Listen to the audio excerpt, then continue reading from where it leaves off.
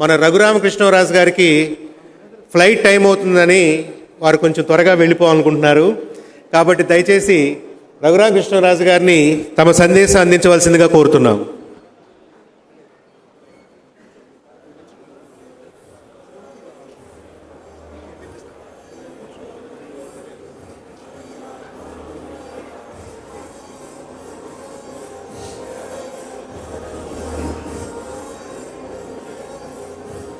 Music ఆపేస్తా.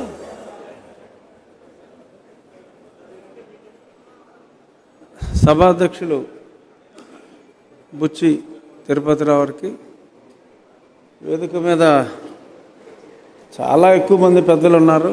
అన్ని పేర్లు చదవాలంటే కొంచెం ఇబ్బందే, కానీ షరీఫ్ గారి పేరు చెప్పకుండా ఉండలేం. ఎందుకంటే ఆయన ఈరోజు ఇంతమంది ఇంత ఆనందంగా ఉన్నారంటే ఆయన ముఖ్య కారకుడు. ఇంకా వేదికను అలంకరించిన పెద్దలందరికీ కూడా నా హృదయపూర్వక నమస్కారాలు. ఇక్కడికి విచ్చేసిన మిత్రులు ఎంతోమంది ఉన్నారు, వారందరికీ కూడా నా హృదయపూర్వక అభినందనలు. ఎందుకంటే ఆలపాటి సురేష్ గారు ఇది పట్టుకుని వచ్చామా,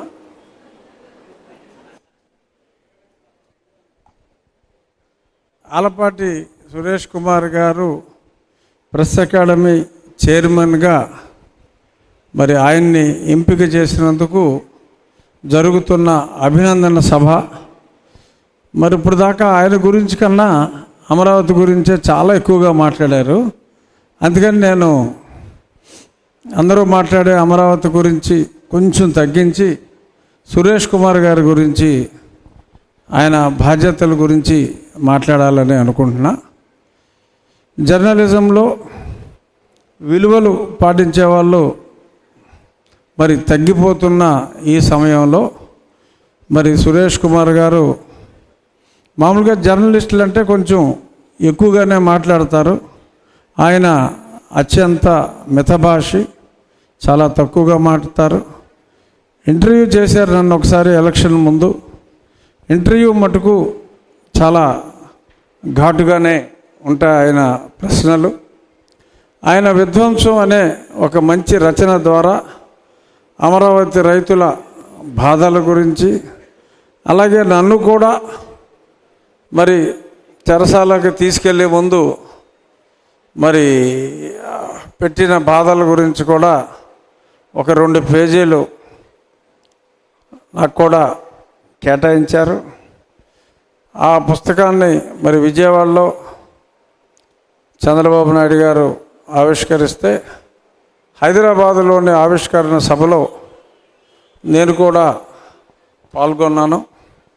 ఎంతోమందికి చాలా చాలా నిజాల్ని కొట్టొచ్చినట్టుగా ఆ విధ్వంసం అనే పుస్తకంలో ఆయన స్పష్టంగా రాశారు.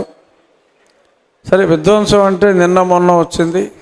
ఆయన ప్రింట్ మీడియాలో కానీ ఎలక్ట్రానిక్ మీడియాలో ఎన్నో దశాబ్దాలుగా మరి ఆయన సేవల్ని అందించారు. ఇప్పుడు ప్రెస్ అకాడమీకి ఇంత మంచి వ్యక్తిని ఎంపిక చేసినప్పుడు మనం అందరూ కోరుకునేది అంటే ప్రెస్ అకాడమీ అంటే ఒక చైర్మన్గా ఆయన చేయవలసింది ఏమిటి, ప్రెస్ అకాడమీ చైర్మన్ గారు ఏం చేస్తారు, వారి బాధ్యతలు ఏమిటి మరి అన్నది మనం చూస్తే, రెగ్యులర్గా జర్నలిస్టులు అందరికీ ఇక్కడ చాలామంది ఉండి ఉంటారు జర్నలిస్టులు, ఒక ప్రాపర్, ఎందుకంటే ప్రతి వాళ్ళకి కెరీర్లో సంవత్సరాలు గడిచే కొద్దీ రకరకాల మార్పులు వస్తూ ఉంటాయి. రిఫ్రెషింగ్ క్లాసెస్ తీసుకోవాలి. అలాంటి మీడియాలో ఉన్న జర్నలిస్టులందరికీ, బడ్డింగ్ జర్నలిస్టులందరికీ కూడా క్లాసులు నిర్వహించటం, అలాగే వాళ్ళకి ఎన్నో సమస్యలు కూడా ఉంటాయి. మరి ఇప్పుడు స్కూల్లో సీట్లు కావాలంటే మరి స్కూల్ ఫీజు కట్టుకోవటానికి కూడా మరి చాలా ఇబ్బందిగా ఉన్న పరిస్థితి. మరి జర్నలిస్టులకి మరి 50% ఇవాళ నేను ఇక్కడికి వచ్చే ముందు నా భీమవరం జర్నలిస్ట్ ఒక ఆయన ఇలాగ ప్రెస్ అకాడమీ ఆయన ఫంక్షన్కి వెళ్తానంటే అతను చెప్పాడు ఈ 50% డిస్కౌంట్ కూడా మరి జర్నలిస్టుల కుటుంబాలకి బిలో పవర్టీ లైన్ ఉన్న వాళ్ళకి మరి ఉచితంగా స్కూళ్ళల్లో సీట్లు ఇవ్వాలి.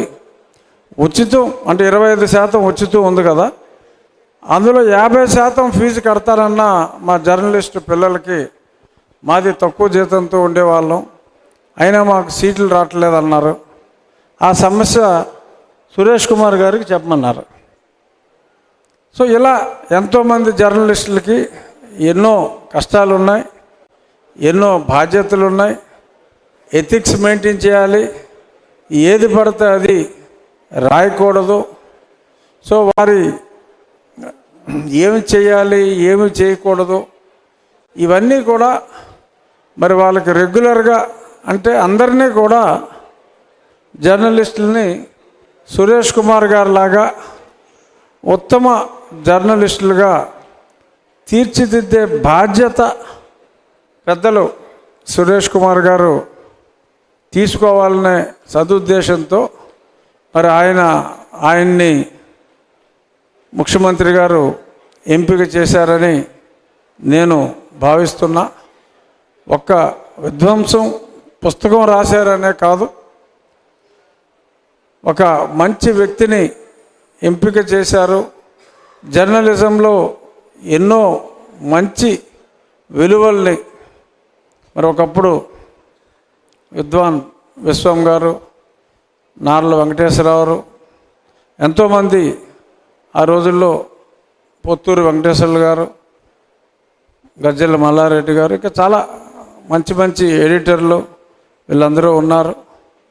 మరి ఆ కోవలో అప్పట్లో ఉన్న ఆ స్టాండర్డ్స్ జర్నలిస్టుల్లో మరి తీసుకురావటానికి ఆలపాటి సురేష్ కుమార్ గారు ఎనలేని కృషి చెయ్యాలని చేస్తారని, అలాగే ముగించే ముందు అమరావతి ఉద్యమంలో ఎంతోమంది మహిళలు ఉన్నారు. అందరితో వాళ్ళు ఢిల్లీ వచ్చినప్పుడు కానీ అంటే వాళ్ళు ఢిల్లీ వచ్చినప్పుడే నన్ను ఇక్కడికి అప్పట్లో పెద్దగా రానివ్వలేదు కనుక అందరితో నాకు ప్రత్యక్షంగా నేను ఎంతోమందితో ఎన్నోసార్లు ఆ వీడియో కాల్స్లో కూడా మాట్లాడటం జరిగింది. మరి వీరు పడిన కష్టాలు మామూలు కష్టాలు కాదు. మరి వారి కష్టానికి వారు పడిన కష్టాలకి ఇప్పుడు 4 సంవత్సరాల నరకం అనంతరం ఇప్పుడు కొంచెం వెలుగు రేఖలు స్పష్టంగా చూడగలుగుతున్నారు. ఏ వేగంతో అయితే ఇప్పుడు ముఖ్యమంత్రి గారు ఈ పనులు ప్రారంభించారో అనుకున్న షెడ్యూల్ ప్రకారం అమరావతి ముందు సరే ప్రపంచంలోనే బెస్ట్ రాజధాని, అది చూసేటానికి మన అందరూ ఉండమో తెలీదు, కానీ మన దేశంలో ఉన్న అత్యుత్తమ రాజధాని నగరాలు 3-4లో టాప్ 3లో ఇప్పుడున్న ప్రగతి ప్రకారం అమరావతి ఖచ్చితంగా ఉంటుందని ఆశిస్తూ మీరు పడిన కష్టాన్ని చరిత్ర ఆంధ్ర ప్రజలు మీరు పడ్డ ఇబ్బందులు ఎప్పటికీ మర్చిపోలేరు. ఇందాక చెప్పారు తిరుపతిరావు గారు, ఇంకా చాలా కేసులు చాలామంది మీద ఉన్నాయని. మరి అదే పక్కనే గురువుగారు వెంకటేశ్వర గారు ఉంటే సార్ కొంచెం తొందరగా తీసేయచ్చు కదా అంటే ఆయన దానికి కొన్ని ప్రొసీజర్స్ ఉన్నాయని చెప్పి ఆయన చెప్పడం జరిగింది. అటున్నారా? అక్కడికి వెళ్ళిపోయారా? సో ఇప్పుడు దూరంగా జరిగినట్టే దూరంగా జరగకుండా మరి ఆయన్ని పట్టుకొని ముఖ్యమంత్రి గారితో కూడా అమరావతి డెవలప్ చేయటం ఎంత ప్రధానమో, అమరావతి రైతుల మీద పెట్టిన కేసుల్ని త్వరితగతిన తీసివేయటం కూడా అంతే ప్రధానం అని చెప్పి ముఖ్యమంత్రి గారికి సవినయంగా నేను వారి సమయం తీసుకుని తెలియజేస్తాను అని చెప్పి మీ అందరికీ నేను మాటిస్తున్నా. అప్పుడు